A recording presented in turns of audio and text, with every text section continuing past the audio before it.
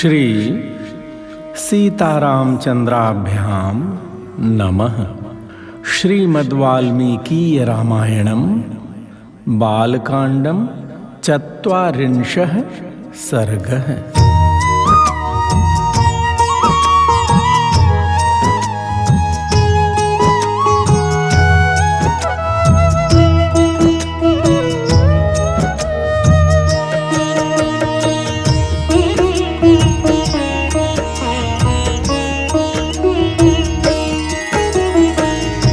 श्री राम जय राम जय जय राम। श्री राम जय राम जय जय राम। श्री राम जय राम जय जय राम। श्री राम जय राम जय जय राम। श्री राम जय राम जय जय राम। श्री राम जय राम जय जय राम। श्री राम जय राम जय जय राम। श्री राम जय राम जय जय राम। श्री राम जय राम जय जय राम। श्री राम जय राम जय जय राम। श्री राम जय राम जय जय राम। श्री सीतारामचंद्राभ्याम नमः। श्रीमद्वाल्मीकीय रामायणं बालकांडं ४० सर्गः।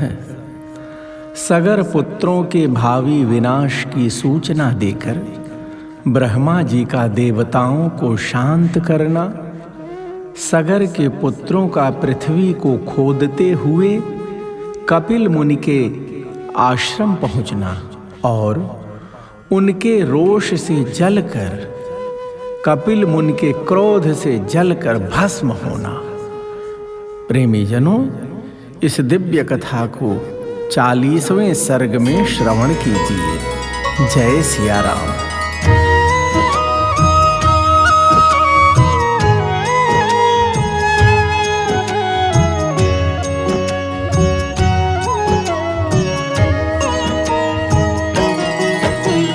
देवतानां वचः श्रुत्वा भगवान् वै पितामहः प्रत्युवाच सुसन्त्रस्तान् कृतान्तबलमोहितान्। यस्येयं वसुधा कृत्स्ना वासुदेवस्य धीमतः महिषी माधवस्यैषा स एव भगवान् प्रभुः। कापिलं रूपमास्थाय धारयत्यनिशं धरां। तस्य कोपाग्निना दग्धा भविष्यन्ति नृपात्मजाः। भक्तजनों, देवताओं की बात सुनकर भगवान ब्रह्मा जी ने कितने ही प्राणियों का अंत करने वाले सगर पुत्रों के बल से मोहित एवं भयभीत हुए उन देवताओं से इस प्रकार कहा। देवगण, यह सारी पृथ्वी जिन भगवान वासुदेव की वस्तु है तथा जिन भगवान लक्ष्मीपति की यह रानी है, वे ही सर्वशक्तिमान भगवान श्री हरि कपिल मुनि का रूप धारण करके निरंतर इस पृथ्वी को धारण करते हैं। उनकी कोपाग्नि से ये सारे राजकुमार अर्थात ये सभी 60,000 सगर पुत्र जलकर भस्म हो जाएंगे। आप चिंता मत कीजिए। पृथिव्याश्चापि निर्भेदो दृष्ट एव सनातनः। सगरस्य च पुत्राणां विनाशो दीर्घदर्शिनां। पितामह वचः श्रुत्वा 33 अरिन्दमाः। देवाः परम संहृष्टाः पुनर्जग्मुर्यथा गतम्। भक्तजनों, ब्रह्मा जी ने कहा, पृथ्वी का यह भेदन सनातन है, प्रत्येक कल्प में अवश्यंभावी है। श्रुतियों और स्मृतियों में आए हुए सागर आदि शब्दों से यह बात सुस्पष्ट ज्ञात होती है। इसी प्रकार दूरदर्शी पुरुषों ने सगर के पुत्रों का भावी विनाश भी देखा ही है। अतः इस विषय में शोक करना अनुचित है। भक्तजनों, पितामह ब्रह्मा जी का यह कथन सुनकर शत्रुओं का दमन करने वाले तथा 33 कोटि देवताओं का प्रतिनिधित्व कर रहे वह सभी 33 देवता बड़े हर्ष में भरकर जैसे आए थे उसी तरह पुनः लौट गए। सगरस्य च पुत्राणां प्रादुरासीन् महास्वनः पृथिव्यां भिद्यमानायां निर्घात समनिः स्वनः ततो भित्त्वा महीं सर्वां कृत्वा चापि प्रदक्षिणं सहिताः सागराः सर्वे पितरं वाक्यमब्रुवन्। प्रेमी जनों, सगर पुत्रों के हाथ से जब पृथ्वी खोदी जा रही थी उस समय उससे वज्रपात के समान बड़ा भयंकर शब्द होता था। इस तरह सारी पृथ्वी खोदकर तथा उसकी परिक्रमा करके वे सभी सगर पुत्र पिता के पास खाली हाथ लौट आए और बोले, परिक्रांता मही सर्वा सत्त्ववन्तश्च सुदिताः देवदानव रक्षांसि पिशाचो रगपन्नगाः न च पश्यामहे श्वं ते अश्वहर्तारमेव च किं करिष्याम भद्रं ते बुद्धिरत्र विचार्यताम्। भक्तजनों, राजा सगर के 60,000 पुत्र बिना अश्व लिए वापस आ गए। बोले, पिताजी, हमने सारी पृथ्वी छान डाली, देवता दानव राक्षस पिशाच और नाग आदि बड़े बड़े बलवान प्राणियों को मार डाला, फिर भी हमें न तो कहीं घोड़ा दिखाई दिया और न घोड़े का चुराने वाला ही।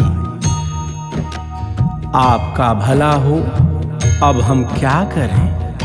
इस विषय में आप ही कोई उपाय सोचिए पिताजी। तेषां तद्वचनं श्रुत्वा पुत्राणां राजसत्तमः समन्युः अब्रवीद्वाक्यं सगरो रघुनन्दन भूयः खनत भद्रं वो विभेद्य वसुधातलम् अश्वहर्तारमासाद्य कृतार्थाश्च निवर्तत। भक्तजनों, विश्वामित्र जी ने प्रभु श्री राम से कहा, रघुनंदन, पुत्रों का यह वचन सुनकर राजाओं में श्रेष्ठ सगर ने उनसे कुपित होकर कहा, जाओ फिर से सारी पृथ्वी खोदो और इसे विदीर्ण करके घोड़े के चोर का पता लगाओ। चोर तक पहुंचकर काम पूरा होने पर ही लौटना, अन्यथा वापस मुझे अपना मुंह मत दिखाना। पितुर्वचनमासाद्य सगरस्य महात्मनः 60 पुत्र सहस्राणि रसातलमभिद्रवन् खन्यमाने ततस्तस्मिन् ददृशुः पर्वतोपमं दिशागजं विरूपाक्षं धारयन्तं महीतलम्। प्रेमी जनों, अपने महात्मा पिता सगर की यह आज्ञा शिरोधार्य करके वे सभी 60,000 राजकुमार रसातल की ओर बढ़े और रोष में भरकर पुनः पृथ्वी को खोदने लगे। उस खुदाई के समय ही उन्हें एक पर्वताकार दिग्गज दिखाई दिया जिसका नाम विरूपाक्ष है। वह इस भूतल को धारण किए हुए था। सपर्वत वनां कृत्स्नां पृथ्वीं रघुनंदन धारयामास शिरसा विरूपाक्षो महागजः यदा पर्वणिकाकुत्स्थ विश्रमार्थं महागजः खेदाच्चालयते शीर्षं भूमिकंपस्तदा भवेत्। भक्तजनों, महर्षि विश्वामित्र जी ने कहा, रघुनंदन, महान गजराज विरूपाक्ष ने पर्वत और वनों सहित इस संपूर्ण पृथ्वी को अपने मस्तक पर धारण कर रखा था। हे काकुत्स्थ, वह महान दिग्गज जिस समय थक कर विश्राम के लिए अपने मस्तक को इधर उधर हटाता था, उस समय भूकंप जैसा होने लगता था।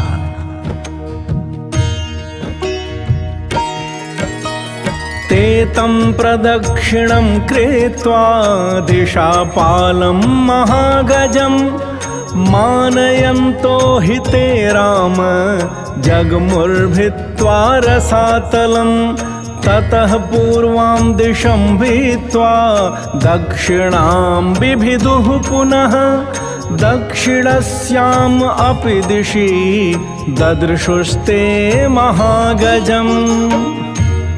प्रेमी जनों, विश्वामित्र जी ने कहा, श्री राम, पूर्व दिशा की रक्षा करने वाले विशाल गजराज विरूपाक्ष की परिक्रमा करके उसका सम्मान करते हुए वे सगर पुत्र रसातल का भेदन करते हुए आगे बढ़ गए। पूर्व दिशा का भेदन करने के पश्चात वे पुनः दक्षिण दिशा की भूमि को खोदने लगे। दक्षिण दिशा में भी उन्हें एक महान दिग्गज दिखाई दिया। महापद्मं महात्मानं सुमहत्पर्वतोपमं शिरसा धारयन्तं गां विस्मयं जगमुरुत्तमं ते तं प्रदक्षिणं कृत्वा सगरस्य महात्मनः 60 पुत्रसहस्राणि पश्चिमां बिभिदुर्दिशम्। प्रेमी जनों, उस दिग्गज का नाम था महापद्म। महान पर्वत के समान ऊंचा वह विशालकाय गजराज अपने मस्तक पर पृथ्वी को धारण करता था। उसे देखकर उन राजकुमारों को बड़ा विस्मय हुआ।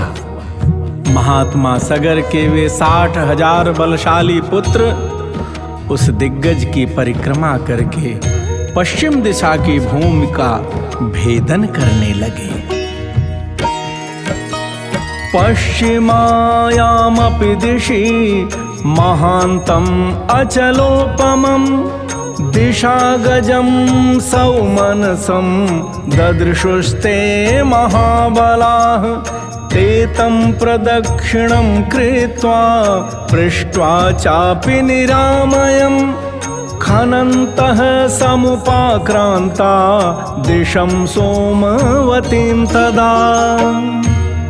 भक्तजनों, पश्चिम दिशा में भी उन महाबली सगर पुत्रों ने महान पर्वताकार दिग्गज सौमनस का दर्शन किया। उसकी भी परिक्रमा करके उसका कुशल समाचार पूछकर वे सभी राजकुमार भूमि खोदते हुए उत्तर दिशा में जा पहुंचे।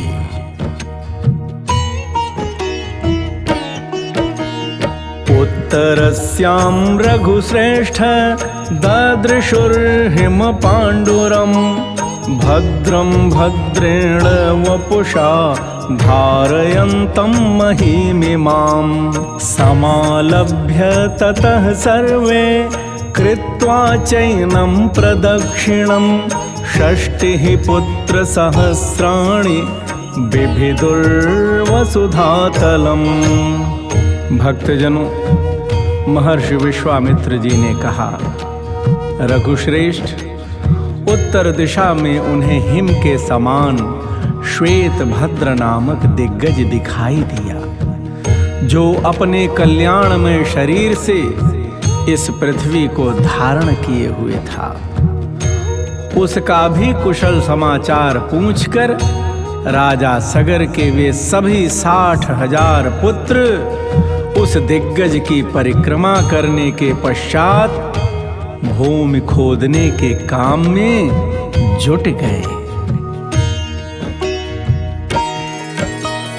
ततः प्रागुत्तरां गत्वा सागराः प्रथितां दिशं रोषादभ्यखनं सर्वे पृथिवीं सगरात्मजाः। ते तु सर्वे महात्मानो भीमवेगा महाबलाः ददृशुः कपिलं तत्र वासुदेवं सनातनम्। भक्तजनों, तदनंतर सुविख्यात पूर्वोत्तर दिशा में जाकर उन सगर कुमारों ने एक साथ होकर अब रोष पूर्वक पृथ्वी को खोदना आरंभ किया। इस बार उन सभी महामना, महाबली एवं भयानक वेगशाली राजकुमारों ने वहां सनातन वासुदेव स्वरूप भगवान कपिल को देखा।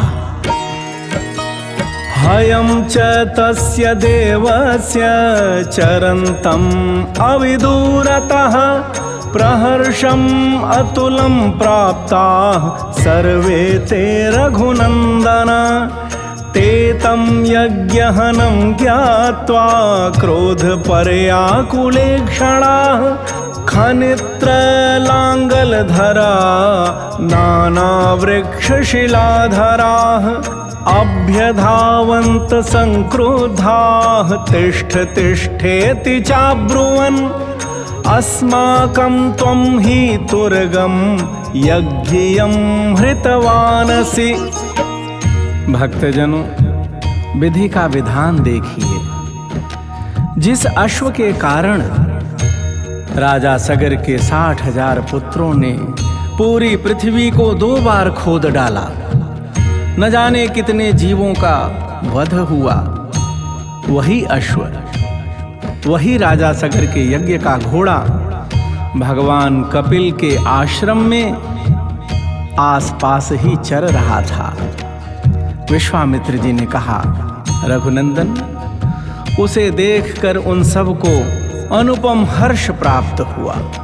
प्रेमी जनों, विधि का विधान पुनः एक बार देखिए कि वे सभी 60,000 पुत्र भगवान कपिल को अपने यज्ञ में विघ्न डालने वाला जानकर, अपना विरोधी, अपना दुश्मन जानकर, मारे क्रोध के मारे उन सभी सगर पुत्रों की आंखें लाल हो गईं। उन्होंने अपने हाथों में खंती, हल और नाना प्रकार के वृक्ष एवं पत्थरों के टुकड़े ले रखे थे। वे अत्यंत रोष में भरकर उनकी ओर दौड़े और बोले, अरे खड़ा रह, खड़ा रह, तू ही हमारे यज्ञ के घोड़े को यहाँ चुरा लाया है। दुर्मेधस्त्वं हि संप्राप्तान् विद्धिनः सगरात्मजान् श्रुत्वा तद्वचनं तेषां कपिलो रघुनन्दन रोषेण महतावेष्टो हुंकारम् अकरोत्तदा ततस्तेनाप्रमेयेण कपिलेन महात्मना भस्मराशीकृताः सर्वे काकुत्स्थ सगरात्मजाः। प्रेमी जनों, वे सभी सगर पुत्र मारे क्रोध के मारे महात्मा कपिल को नाना प्रकार के अपशब्दों से संबोधित करने लगे। कहने लगे, हे दुर्बुद्धे, अब हम आ गए हैं, तू समझ ले, हम महाराज सगर के पुत्र हैं। विश्वामित्र जी ने कहा, रघुनंदन, उनकी यह बात सुनकर भगवान कपिल को बड़ा रोष हुआ, बड़ा क्रोध आया और उस रोष आवेश में ही उनके मुंह से एक हुंकार निकल पड़ा। पुनः विश्वामित्र जी श्री राम जी को संबोधित करते हुए कहते हैं, श्री राम, उस हुंकार के साथ ही उन अनंत प्रभावशाली महात्मा कपिल ने उन सभी 60,000 सगर पुत्रों को जलाकर राख का ढेर कर दिया। भक्तजनों, रामायण एक संदेश देती है कि किसी भी कार्य को करने के पहले खूब सोच विचार कर लेना चाहिए। इत्यार्षे श्रीमद् रामायणे वाल्मीकिये आदि काव्ये बालकांडे 40 सर्गः। इस प्रकार श्री वाल्मीकि निर्मित आर्ष रामायण आदि काव्य के बालकांड में 40वां सर्ग पूरा हुआ। भगवान श्री सीताराम सरकार आप सबका कल्याण करें। जय सिया राम।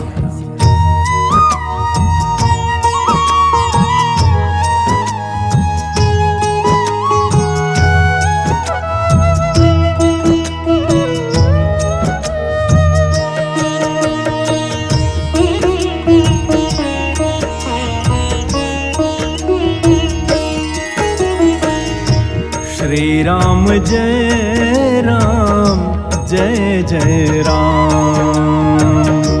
श्री राम जय राम, जय जय राम। श्री राम जय राम, जय जय राम। श्री राम जय राम, जय जय राम। श्री राम जय राम, जय जय राम। श्री राम जय राम, जय जय राम। श्री राम जय